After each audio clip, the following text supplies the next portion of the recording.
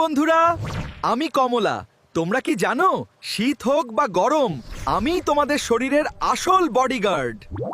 আমার ভেতরে প্রচুর পরিমাণে ভিটামিন সি আর অ্যান্টিঅক্সিডেন্ট। যখনই কোনো দুষ্টু ভাইরাস বা ব্যাকটেরিয়া তোমাকে আক্রমণ করতে চায়, আমি আমার জাদুকরি শক্তি দিয়ে তোমার চারপাশে একটা মজবুত দেয়াল তৈরি করি। এর ফলে সর্দি, কাশি বা জ্বর তোমার ধারে কাছেও ঘেঁষতে পারে না। শুধু তাই নয়, তোমার ত্বককে রাখি একদম উজ্জ্বল আর সতেজ। তাই প্রতিদিন অন্তত একটি কমলা খাওয়ার অভ্যাস করো। মনে রেখো, আমি পাশে থাকলে রোগবালাই হবে একদম সাফ। টাটা। আমি মাল্টা। আমি শুধু ভিটামিন সিতেই ভরপুর নই, আমার মধ্যে আছে প্রচুর পরিমাণে পটাশিয়াম আর ফাইবার। আমি তোমার হৃৎপিণ্ড বা হার্টকে রাখি অনেক শক্তিশালী আর রক্তচাপ নিয়ন্ত্রণে সাহায্য করি।